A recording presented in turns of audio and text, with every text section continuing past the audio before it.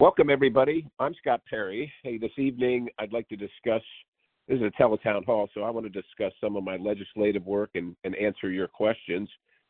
However, before we get started, we got a couple of notes here to work out. So if you press star 3 to ask a question, you'll be put in the queue, and press star 6 to subscribe to my newsletter. So it's star 3 if you want to ask a question. Now, the newsletter provides timely information on work and that I'm doing in DC and throughout South Central PA, straight to your inbox.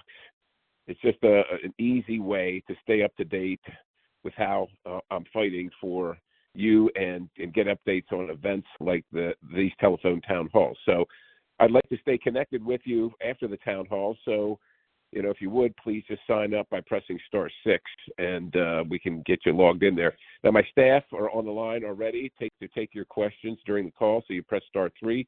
We are looking forward to chatting with you. I do want to start with a poll question so we can get some folks lined up in the queue. This is a poll question. So many Pennsylvanians are living paycheck to paycheck as America deals with an affordability crisis. Are you seeing an increase in your family's cost of living? For yes, you press 1, and for no, you press 2. So just as a quick legislative kind of update or recap, we've got, as often happens in Washington, another spending fight coming up. So just so you know, in case you're not aware, the federal government's fiscal year ends the end of September. So what that means is the House is supposed to have its work done. The Senate is supposed to have its work done on things called appropriations bills. There are 12 of them. The House is supposed to pass its, the Senate's supposed to pass its, and then they kind of set up a conference because obviously there's going to be some difference, and they work out the differences, and then we pass them jointly out of the House and the Senate, and they go to the president for a signature, and that's the nation's spending for the next year. Now, that process I just described to you hasn't happened since 1996, unfortunately. So, we are approaching $36 trillion in debt. So every 100 days, we add another trillion. Increased inflation is an issue, more than 19% since January of 21.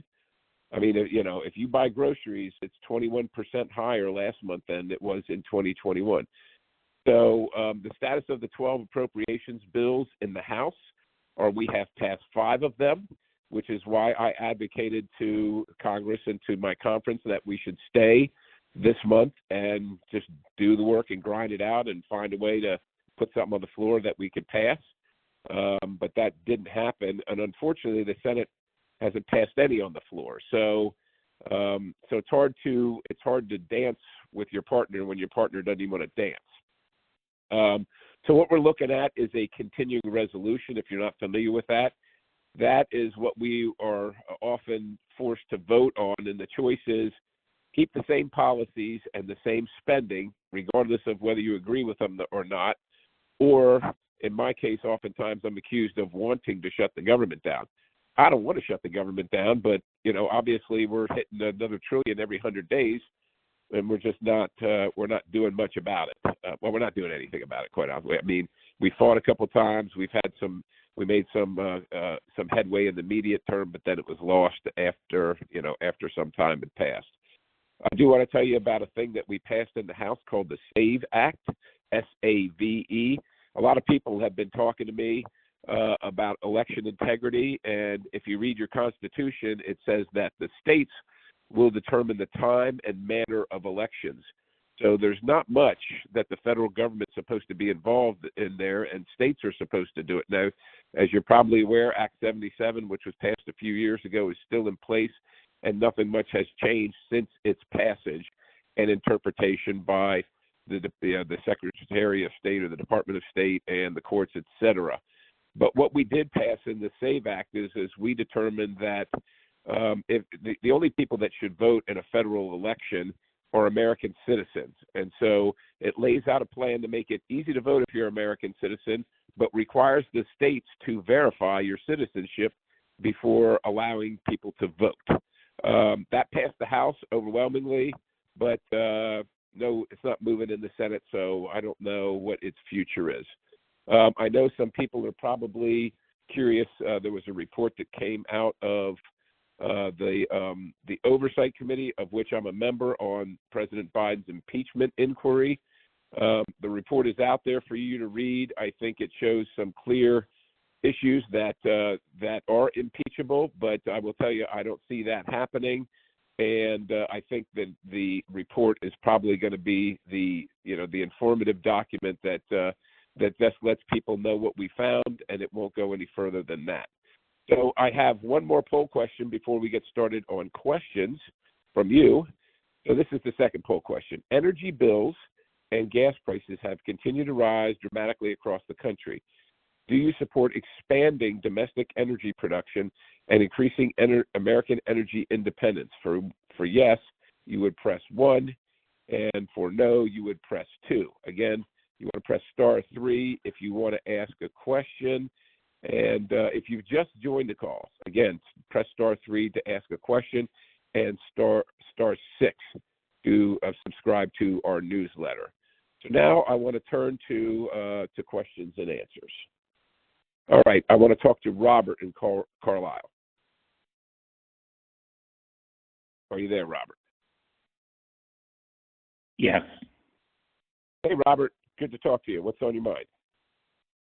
So we know that the candidates for president and vice president are incredibly anti-gun. And I want to know what you're seeing on the Second Amendment front and what you are thinking of doing to counteract this threat. Well, what I'm saying, and thanks for the question, is that it is very difficult to get things abridging your constitutional rights through the legislature. So what I'm seeing is an increase in regulatory action or executive action. Now, in some cases, the courts have stepped in, but in many cases, they have not. I also have concerns about the agencies, if you will, creating a database of gun owners, because that is strictly prohibited in the law, but yet we're pretty sure they're doing those things. So, look, from my standpoint, I'm going to be in support of your constitutional rights at the legislative level. And if I believe that something on the regulatory level has gone too far and abridges your constitutional rights, I'm going to do everything I can to countermand that. So that would usually come in the form of what's called a CRA, a Congressional Review Act, where we would go in and strip away the recently produced regulation. But the only problem with that is, Robert, that when you do a CRA, you would need a presidential signature, and President Biden is not apt to sign. Obviously, I mean, it's his regulators that are completing the work, so he's probably not going to be apt to sign it. But, so we do our work as best as we can, but we understand that this is a republic and we don't get our way every time. And so we do our part and be hopeful and pray and work. So I hope that answers your question. Again, *3 if you have a question. Bill in Lingelstown.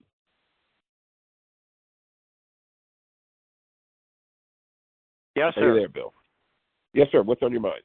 Hi, good evening, sir. I am a passionate 49-year educator in both here in Pennsylvania and in Poland. I'm very interested in hearing your views on the Republican Party's proposal to eliminate the Federal Department of Education. Well, Bill, I will tell you, I think that at least, if nothing else, it deserves a discussion from what everything that I've looked at since the mid or early 70s, when the Department of Education was created. We have not been keeping pace with the other countries that we have to compete with. But on a very strict sense, if nothing else, that there's nothing in the federal constitution that says that the federal government should be involved in curriculum selection or things like that. Now, I do agree that there's a place for the federal government, at least in funding, for things like failing school districts or for individual programs for students that are struggling for one reason or another or have an individual requirement.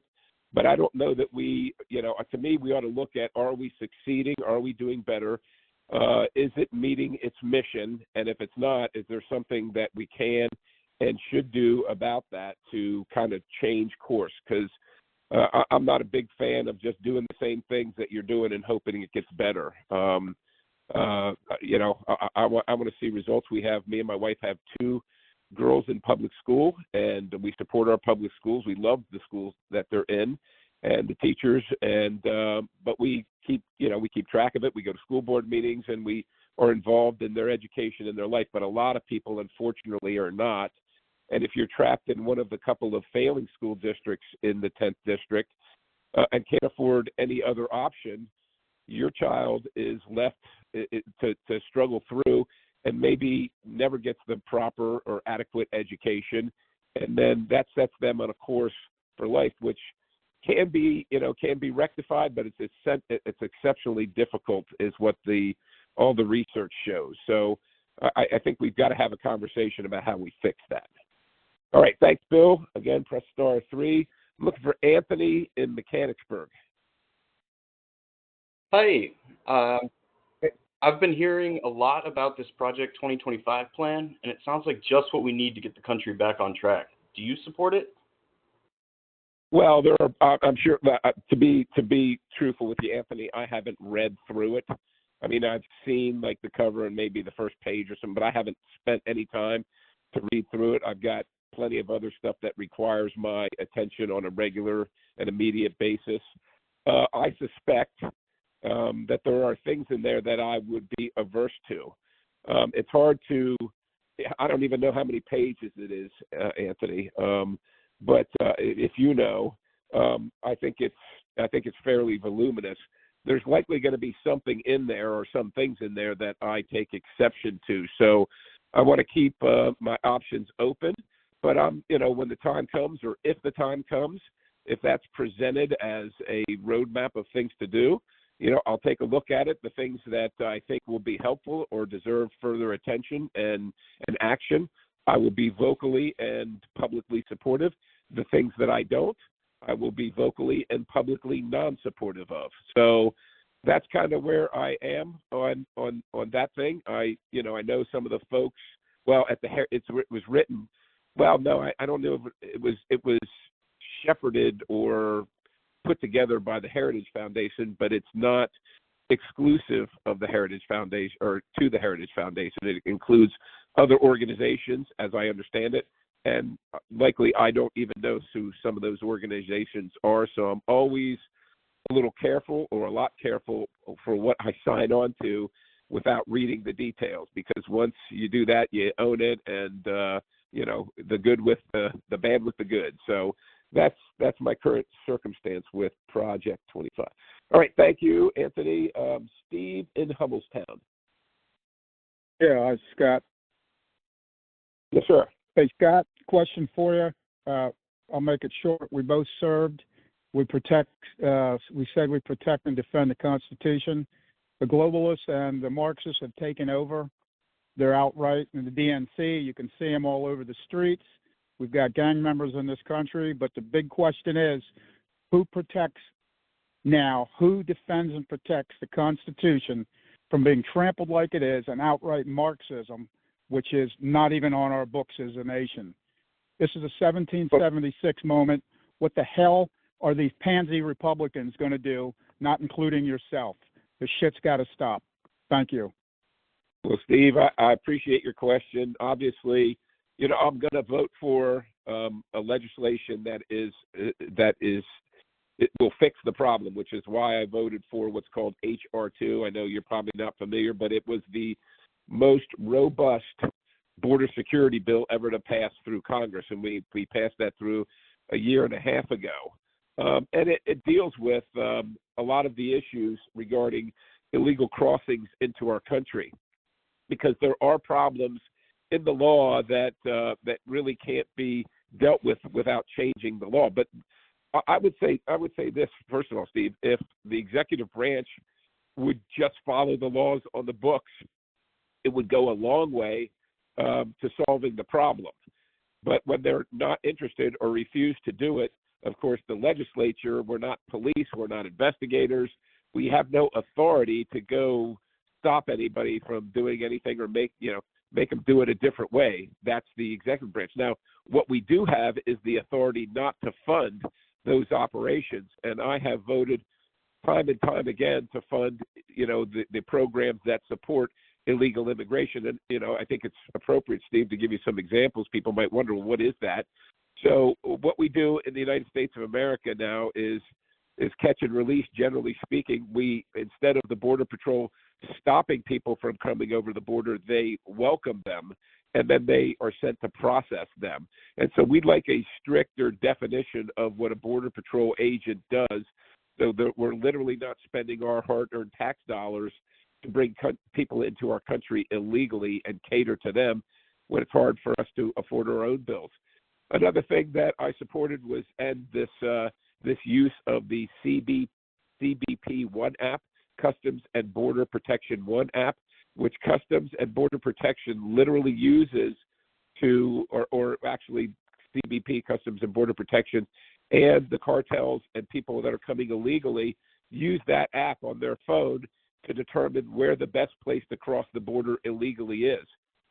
I don't think that's an appropriate use of tax dollars, and I think it's disrespectful to Americans that are trying to live in their country and make decisions for their country and try and afford things in their country.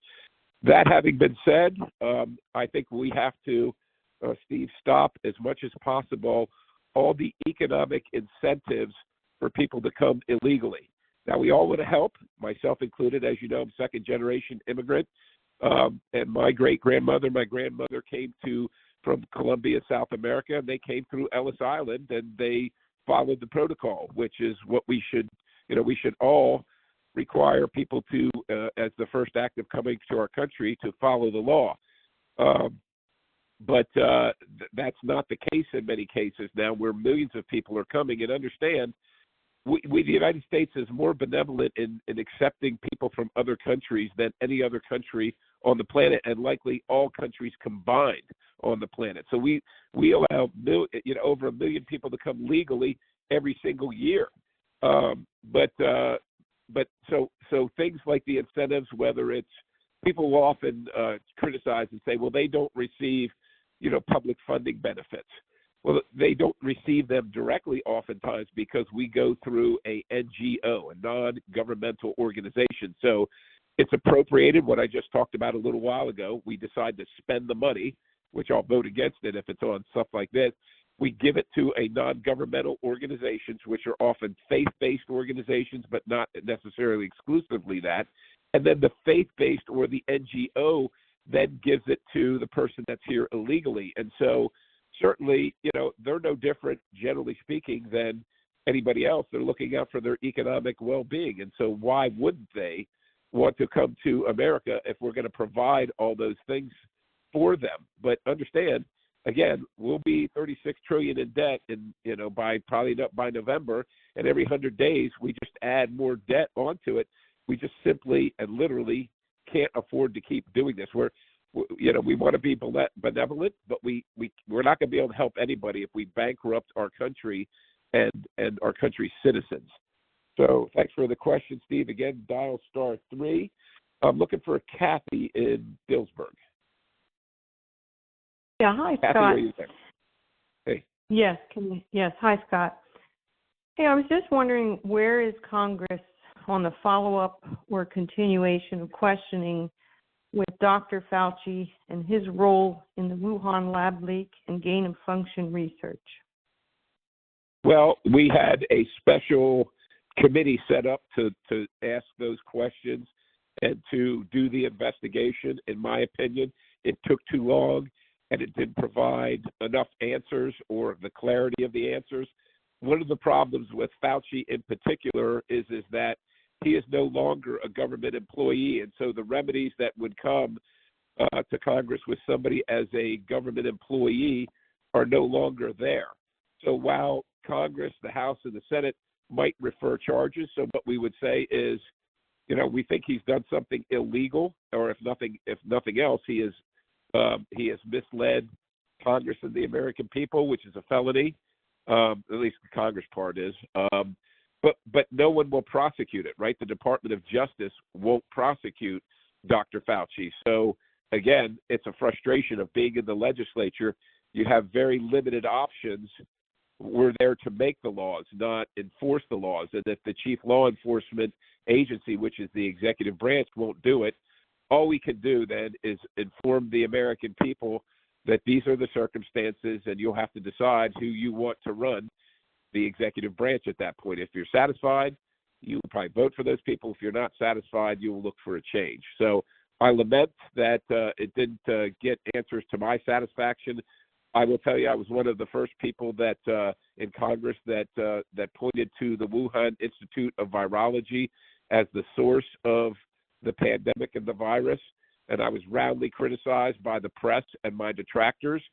But they never come back after the fact, even after the three-letter agencies, have confirmed that it's the most likely location where that the virus emanated from. And it is important to know there is not one bit of credible evidence that it existed or emanated in the Wuhan wet market or came from bats or pangolins or anything like that. There's no evidence whatsoever of that. So anyhow, a lot of information revolving that. And if you want to talk further about it, certainly happy to sit down with you after the call sometime, Kathy. So thank you very much. Again, dial *3. Looking for Andrew in Harrisburg.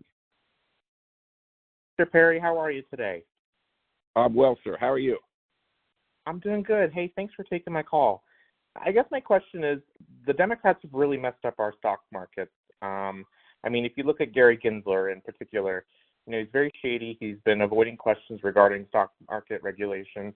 And I'm probably sure you've heard of FINRA too, who's a self-regulated organization of our stock markets, meaning that for anyone who doesn't know, they can do regulation of their own rules. They have no one above them, essentially, that can make rules, and they're protected from being sued. In regards to a particular stock ticker, MMTLP, there have been about 65 to 100,000 Americans who've had our money taken, and I'm sure a lot of them are joining us in this call too. I know you have 4 constituents as well that have also been affected. I was wondering, what your opinion on that is, with all the evidence that's come out regarding stock market corruption. Right. Well, first of all, a couple points I want to make up front. So my wife and I do not participate in the stock market at all. So I just say that because I want you to know that you're never going to see my name on one of those lists where members of Congress are getting, fairly wealthy, and it just looks nefarious, if nothing else. I'm not accusing anybody, but the other point of that is though I'm not as familiar with individual trades or circumstances as other people might be because I'm not living in that space. But first of all, with FINRA too, whether it's the Fed or whether it's FINRA or whether it's any one of these other agencies, the Consumer Protection, CFPB, I don't agree with agencies that have no oversight and no boss, so to speak. I mean, this is America, and you're supposed to have accountability through your elected officials. Now, everybody makes mistakes, myself included. I go forth by the grace of God. But you have an opportunity every 2 years to say, Perry, you've made too many mistakes. We've had enough. We're going to get somebody new. But with these other organizations, there is no opportunity. And like you said, Andrew, there's no what we call a right of private action. So individual citizens can't sue them for redress. Well, what kind of authoritarian, English crown thing is that? I just reject that completely. Every one of us in our lives and in our jobs has a modicum of accountability and scrutiny, and especially if you work for the government, that's completely appropriate. Now, Andrew, I don't sit on the Financial Services Committee, and so I work with a couple people that I find that I'm more aligned with. So Warren Davidson from Ohio, Byron Donald from Florida, or Ralph Norman from North Carolina are some of my closest allies on the Financial Services Committee. And so I am frustrated. I go to them and I say, why haven't we dragged Gensler in? Why haven't we dragged Larry Fink in for a hearing so that my bosses, the constituents, can hear their answers about, how they're dealing with their investments. Now, this is some inside baseball, and I don't have anything personally against the guy, but the chairman of that committee has announced his retirement, and I suspect he didn't really want to make any waves before he retired, because I suspect he's going to go right to Wall Street and make, seven figures.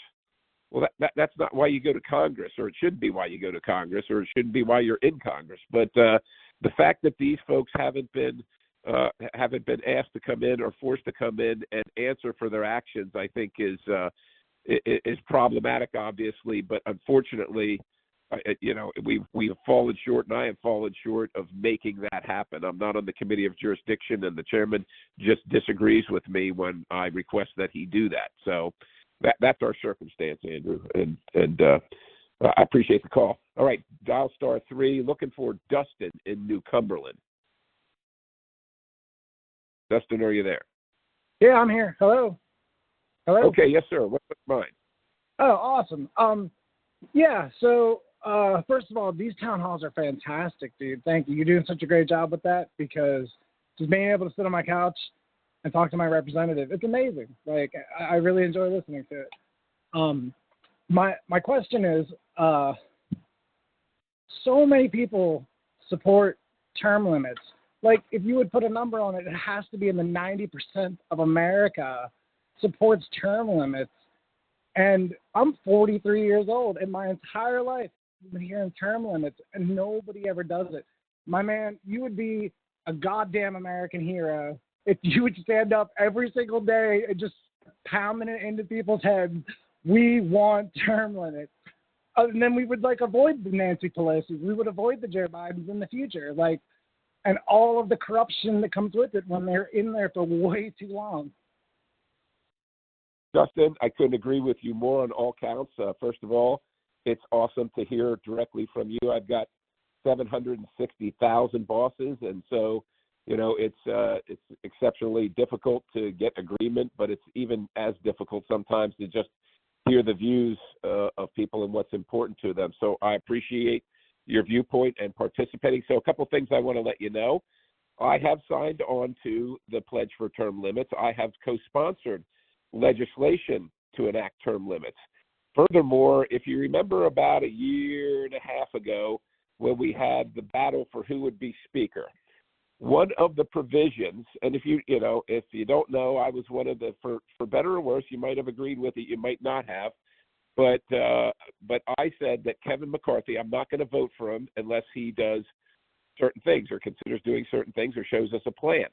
And, of course, one of those things was reducing spending. Another one of those things was giving us time to read the bills. I mean, there was a whole list of things. But one of those things was to move the term limits bill. And, of course, he agreed to all that. But then and we were chugging along, we were trying to find a way through it and so on and so forth. I'm not saying he wanted to do it, but he agreed to it. So if you're a person of honor and you're a person of your word, then you should fulfill your word. There were multiple. We wanted a balanced budget amendment to come to the floor. I mean, we wanted a number of things legislatively. So it wasn't just, a bunch of legislators crying, poor me. We want you to do things our way.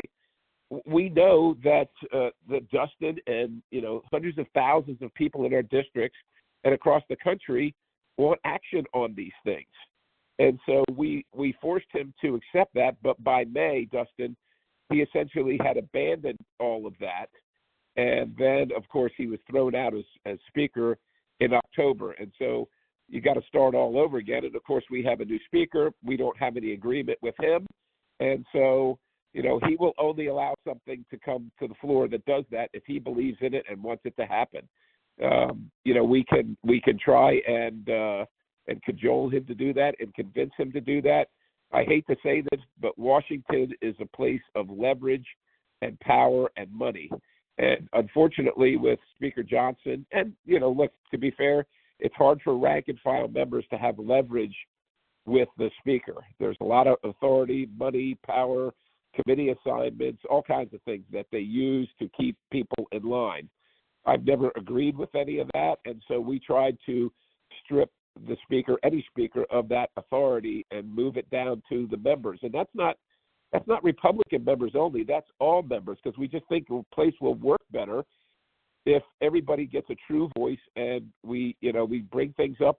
And there are going to be some tough votes, but people deserve to see what those votes are and how they come down. But unfortunately, we have failed for this term, Dustin, and so look, we're already making plans for the next term. And should I be blessed with another term, you can count on me to be right in the fight on that issue as well as many others. Okay, so thank you very much, Dustin. I want to go to Steve.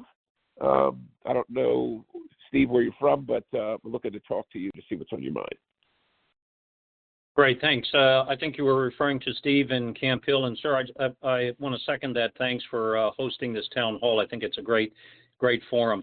A little bit further afield now, Ukraine and foreign policy.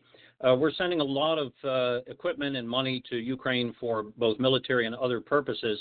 Are you confident that there are adequate oversight mechanisms for tracking how that equipment and how those funds are being used?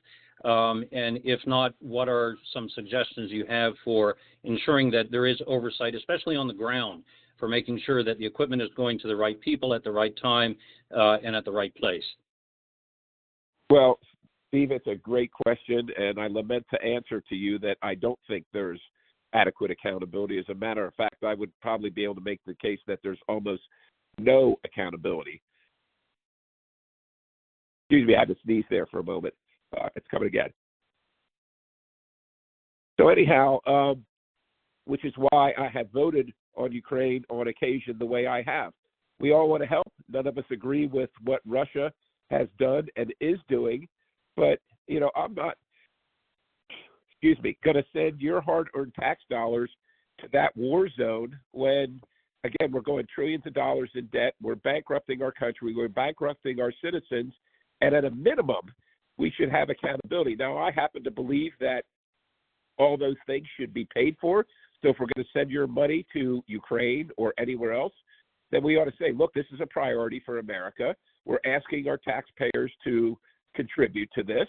And so if we're sending them $1 million or $1 billion or $10 billion or whatever, then we need to inform the taxpayers, look, we're buying this stuff for Ukraine, which means we can't afford something else or what have you. But we don't do any of that. We just create more money digitally and send the money to Ukraine. Now, the reports are voluminous and regular about how there is no tracking of the equipment oftentimes in Ukraine. But I will say this too, Steve, it's not exclusive to Ukraine. The Pentagon lost $750 billion last year to include things like entire missile systems.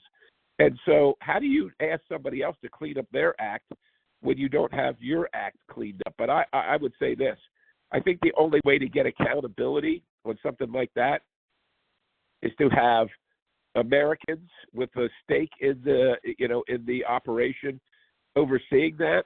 And what I don't want to see, or what I'm not ready to agree to at all, is American service members, uniformed service members, on the ground and fire in a hostile fire's way. Now I know we send some for training because the Ukrainians need to be trained on an F-16 or a HIMARS artillery system or something like that. And I think that's reasonable, but I just think this has been so poorly managed and handled. And quite honestly, I think what it does is it angers people towards Ukraine's aid and turns them off to it. Ukraine's not going to beat Russia on its own. And so people do want to help, myself included. But we're not interested in writing blank checks. I don't think anybody's interested in that, and I'm sure not interested in that on your behalf. So that's kind of the circumstance. We have passed bills out that I have voted against recently. The last one I voted against for simply those reasons. But in the past, I've also voted for them if they're paid for, and it looks like there's some kind of adequate oversight. But over time, we've determined that A, they're not paid for. That's not hard to determine, and B, there's almost no oversight or accountability. So that's not a recipe in my mind for success. And I think there are other things we could be doing as well to help Ukraine with Russia. So I appreciate your question. Again, dial *3. I'm looking for Christy in Wellsville. Hi, Scott. How are you doing today, babe? I'm well, ma'am. How are you? Oh, I'm just peachy. Just got off work and cooking dinner. Okay. My question is, and this goes back all the way to the 2020 election and now to this election. What are being done with the voter rolls, like the deceased people and the immigrants trying to vote in our election coming up? Yep. Well, again, as I said in the beginning, the states are to determine the time and manner of elections. Now, there are cases, but they're usually brought by private individuals who work in this space. They take it to the courts to have certain people taken off the voter rolls. The last one I'm aware of was 20-some thousand people that were deceased taken off the voter rolls in 2021, I think, by a lady down in Philadelphia who brought suit. But Christy, you must know this, or you should know this.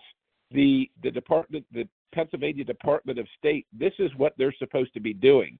And they're supposed to be making sure that the rolls are correct, that they're reflective of who's allowed to vote and who's not allowed to vote. They're supposed to be continually working on this. And the former Auditor General, Eugene D. Pasquale, did an audit of that system when he was the Auditor General, and this was under Governor Wolf's administration, and found it to be completely lacking and unreliable. It's called the Pennsylvania Sure system. And to my knowledge, nothing substantial has happened to change that. I think they're using computer technologies from the late 70s or early 80s, and that's where we are. So unfortunately, I'm a federal guy, and as much as I lament it, I've always voted, and I think it's important. I have to restrain myself as much as I'm frustrated with it because it's the job of the state to do. Now, I think there is a place for the federal government, which is why I voted for the SAVE Act, but I also have an opinion, too. Like Chrissy, you live in Wellsville, but if you live in Dauphin County, they're putting drop boxes all around the county and for mail-in ballots.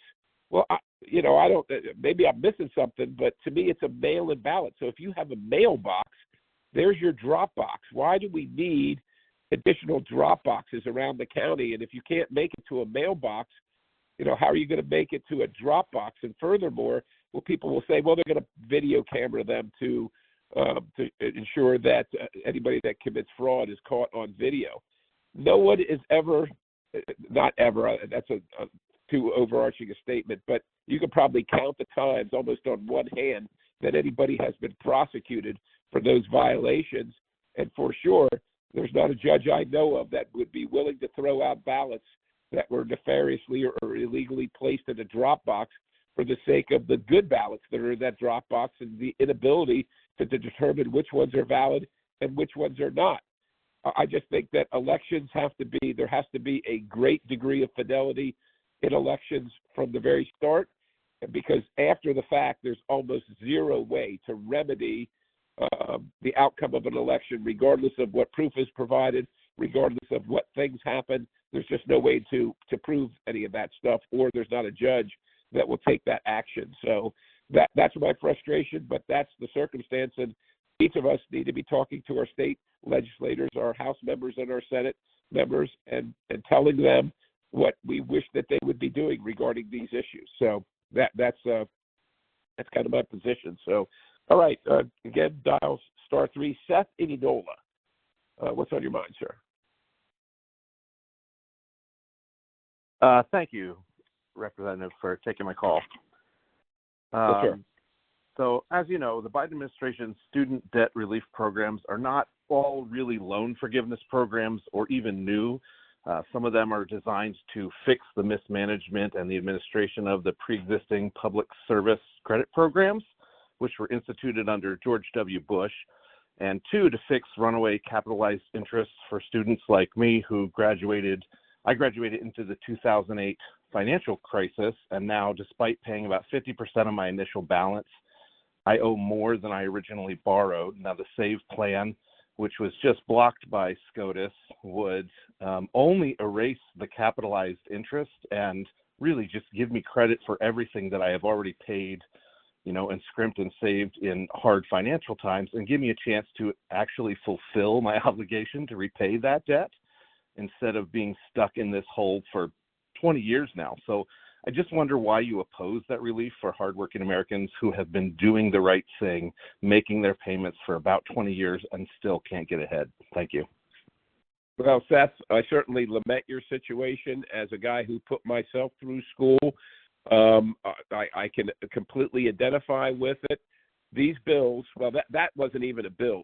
I think it goes more to just the executive action and the overrunning of the Constitution by executive action that SCOTUS disagreed with, even though we all might agree with portions of what you said. And certainly there were predatory lenders that took advantage of people, and with President Obama, the federal government took over the lending program. I don't agree with that either. I agree with punishing the predatory lenders and making them deal with the consequences of their action and being held accountable. At the same time, there's a lot of people, a whole lot of people that have scrimped and saved just like you have and have worked hard that don't get student debt relief and have paid their bills. And the only way for this government to pay somebody else's bills is to take from everybody and pay the bill. And so, look, I've made bad deals on cars or things that I purchased in the past, and that's how our system works. And you kind of learn from that. You don't make a bad deal. I lament your situation, and I think that there should be a way out of it, but a blanket carte blanche of paying student loan debt. And you shouldn't be paying more than obviously what you had originally. That's obviously absurd. But a blanket carte blanche forgiveness, which isn't a forgiveness. The president, that was called student loan forgiveness, but he's forgiving on your behalf, on every American's behalf. He's saying, I'm going to forgive the student loan, but you're going to pay. Many people don't agree with that, and so I reflect that viewpoint, and I don't agree with that either. Doesn't mean that we're not looking for, and I won't be supportive of solutions. I have authored legislation, and it's hanging out there to have the learning institution co-sign loans for students so they have some skin in the game. Because let me tell you who loses in this, and you already know this, Seth. You lose, the borrower loses, the federal government and the people that pay for the federal government, so the constituents lose.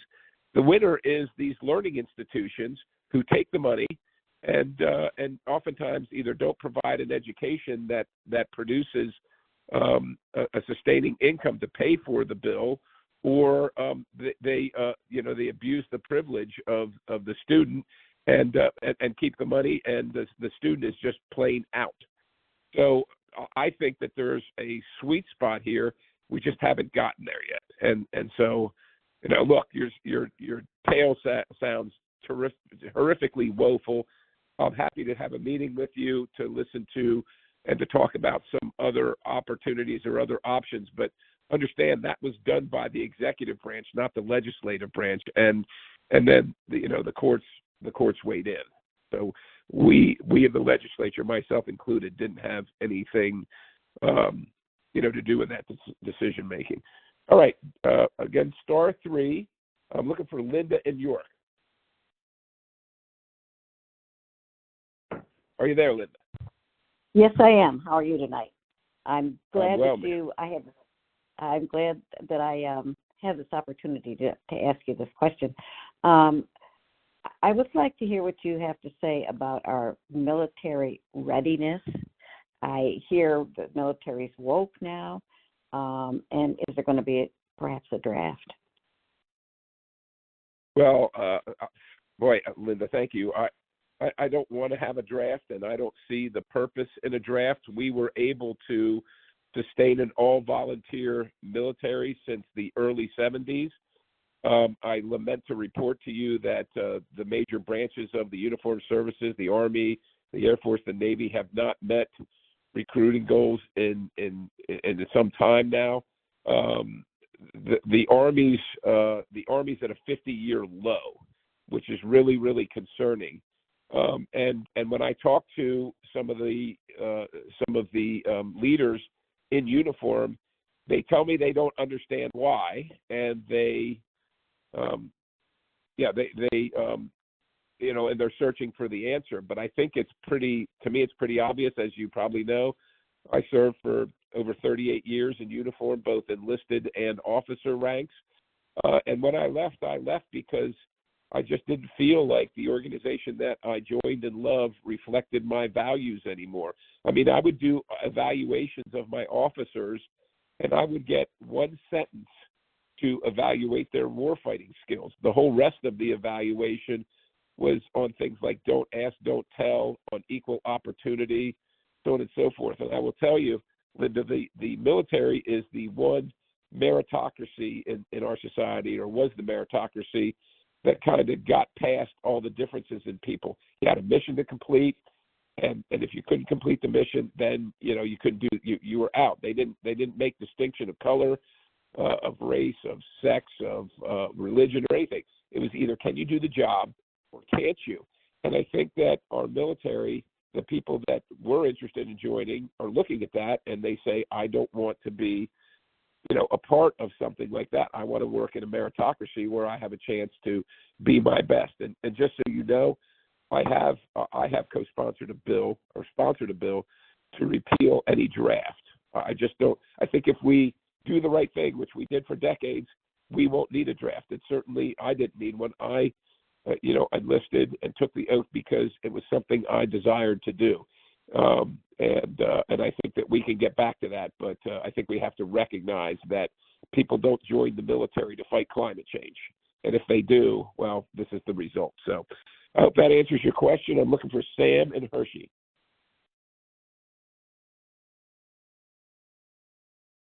Are you there, Sam? Yeah, I'm here. Hey, Scott. Thank you for answering my call, and thank you for serving this country. What I wanted to ask you was about balanced budget, but I guess we're on the same page. So then the only question I have to ask you is, what are the things that people in the town hall call can do so that they can make this progress further? Because obviously you have tried your best and it's not getting forward. Well, Sam, and whether the folks listening know this or not, I just want to report to you the first bill that I introduced. And every session that I've been privileged and honored to be there, it's the first bill that I introduce again, is a balanced budget amendment. And like I said, that was one of the things that we required of a new speaker to put that on the floor. Now, there are different versions, and so, I don't have any pride of authorship. I want to see something happen to get our fiscal house in order. From my standpoint, Sam, just so you know, it'd probably be easy to balance the budget as long as we just raise taxes commensurate with whatever we're spending. So we spend over $7 trillion, but the revenue at the federal level is $5 trillion. So that obviously those numbers don't add up.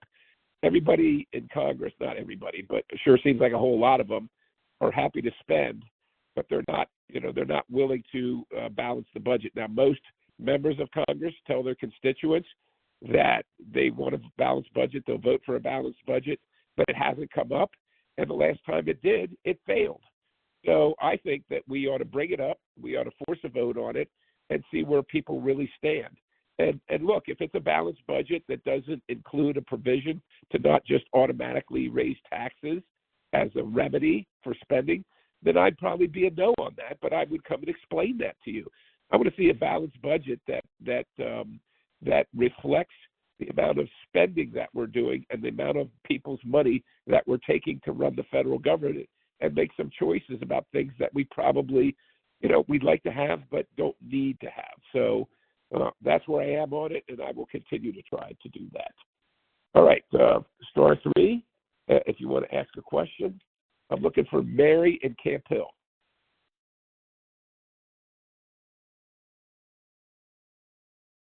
Mary, are you there?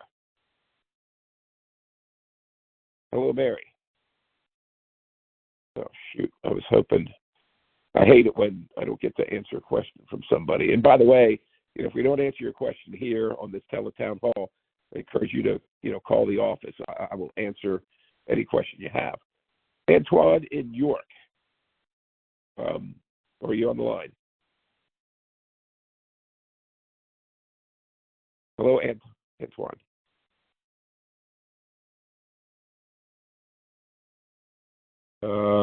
Okay, maybe he's not there either. I just concerned here. All right. Can we try Jared in Dillsburg? Hello, Jared. Are you there? I'm concerned that these calls aren't coming through. What do I do here? How about Jude in Carlisle? Jude, are you there? Yeah. Can you hear me? Oh, yeah, I got you loud and clear, Jude. Go ahead. Okay. So, Scott, you talked about increasing government debt to $36 trillion. The last gentleman talked about balanced budget. But my question comes about, we have rich individuals, okay, like Donald Trump, who don't seem to be paying their fair share of taxes. How can we get the rich to pay their fair share of taxes? Well, Jude, as you know, we have a graduated tax system, and it generally goes like this: the more you make, the more you pay. Now, maybe, the president, the former president, or other wealthy people like Bill Gates or, any other folks who, I shouldn't probably name names, but they use the system to their benefit, just like each one of us would do. And so I'm not certain. Well, actually, I am pretty certain that the claim that the rich don't pay their fair share can fairly easily be debunked. Now, obviously, there are going to be exceptions to that rule because somebody has better accountants, better lawyers, and they use the system in a way that they can accumulate wealth without having to pay the tax at the time the wealth is accumulated.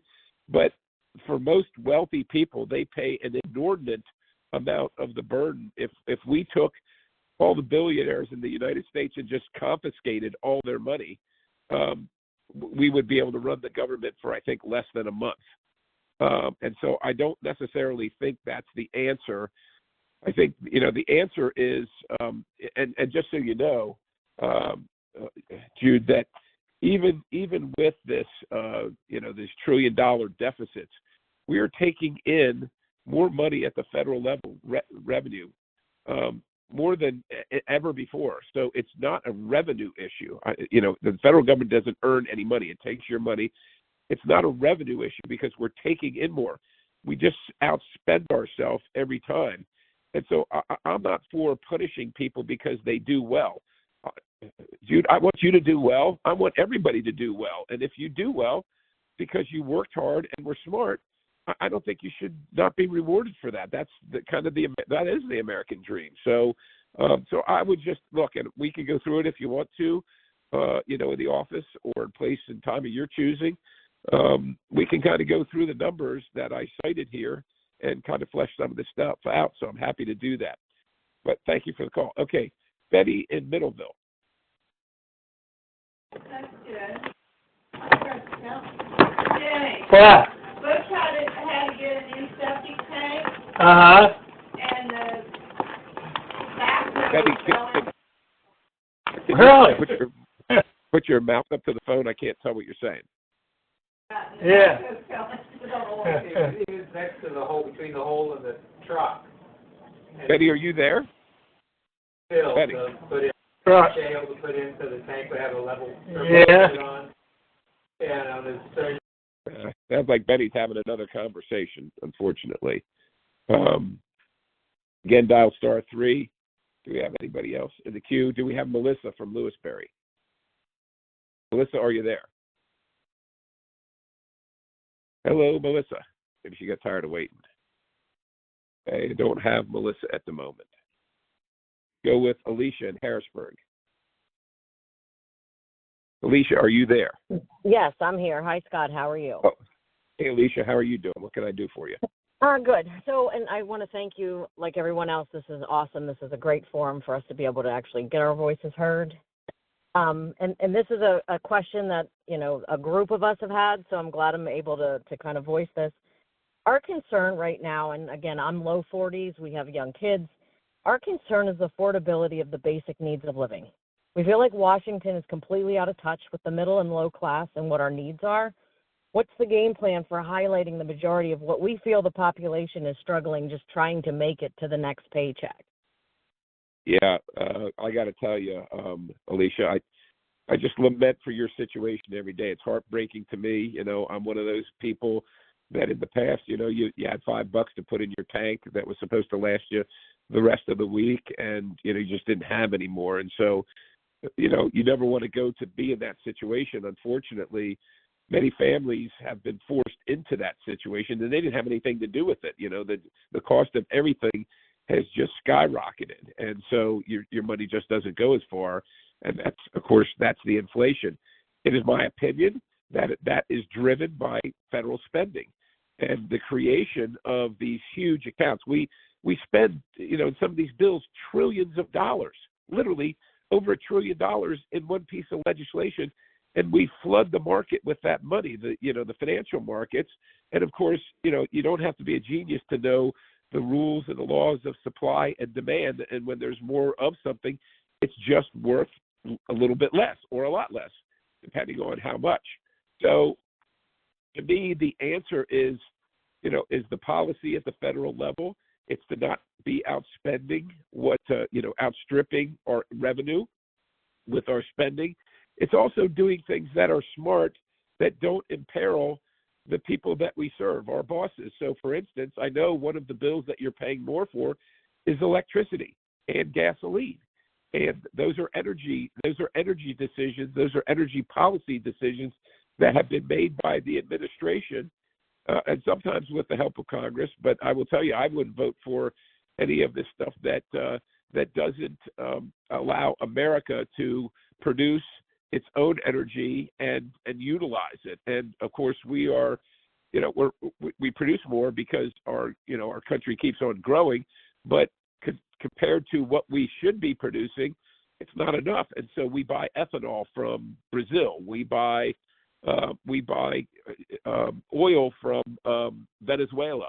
We buy natural gas from Russia. I just don't think these are good policy decisions because A, we're dealing with a lot of countries that aren't friends of America in many cases, and B, all it does is raise the cost of it. And if you're paying a higher cost for energy, the grocery store, energy fuels the refrigeration, energy fuels the forklift that unloads the pallet, energy fuels the truck that brought it there, energy fuels the tractor that harvested the crops or planted the crops. Every single place along the supply chain, energy is a component. And if we make it expensive, all that has to add up to higher costs for our citizens. And I just don't think that the government should be determining, what people want, what kind of energy they want to buy, what kind of car they want to drive. You want to drive an electric vehicle, God bless you, this is America, you should be allowed to do it. But you shouldn't be forced to subsidize it, number one, or the charging station. That'd be like being forced to subsidize a gas station. We don't do that. And, and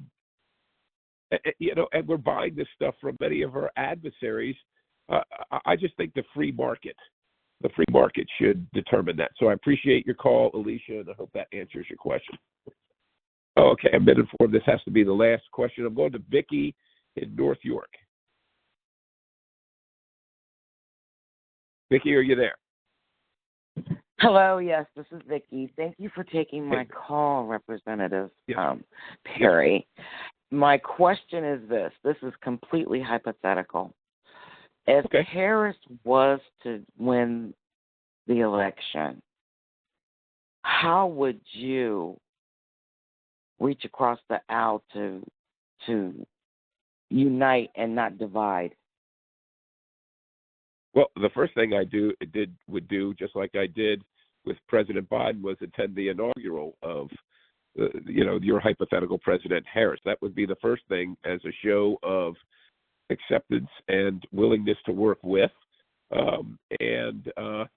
There are obviously, look, one of my rules in this enterprise is to not take anything personally of any member, because there are members that vote against stuff that they don't like that you do. You vote against stuff that you don't like that they do, but it's not personal. If it becomes personal, it makes it very, very difficult to work together. And so there are opportunities. They might not come very often, but there are opportunities to work together. And when they come, you have to be prepared. And if you're just completely hateful, then you're going to fall short likely of getting to a good position. And I'll just cite the privacy issues that we dealt with the Foreign Intelligence Surveillance Act authorization, where people like me said the Constitution says that the federal government has to have a warrant with probable cause to spy on American citizens. Now, even my own party, by and large, the largest part of my party, disagreed with that, and some of the Democrat Party. But people like me and Pramila Jayapal, who leads the Progressive Caucus, came together on that, stood together, and fought for that. Now, I don't agree with his vote. Speaker Johnson changed his position and cast a vote that says that you don't have to have a warrant. I disagree with that. I don't hate Speaker Johnson. I don't hate Ms. Jayapal. I take each issue as it comes, and if it's done in good faith, I'm going to be supportive. I mean, for example, Vice President Harris has recently announced that she's for removing a tax on tips. Well, I agree with that too. So if we're going to do that, I think that's an awesome opportunity to let people that work hard keep their money. So that'd be a position right up front where, if that's going to be the case, I think we're going to find common ground. I sure hope so. So I appreciate your question, and I hope that answers it adequately for you. Listen, it's been awesome to talk to you. And again, if you did get your question answered, I would just encourage you to contact the office. Press *6 to get my newsletter. And I also share legislative updates on perry.house.gov and on Twitter, Facebook, and Instagram, YouTube, Rumble, and Truth Social. I am at Rep. Scott Perry on all social media platforms. And I appreciate your time tonight to hear from you, my bosses. So if my staff or I can be of any assistance to you, please do not hesitate to contact us. Thank you, and God bless you. Good evening.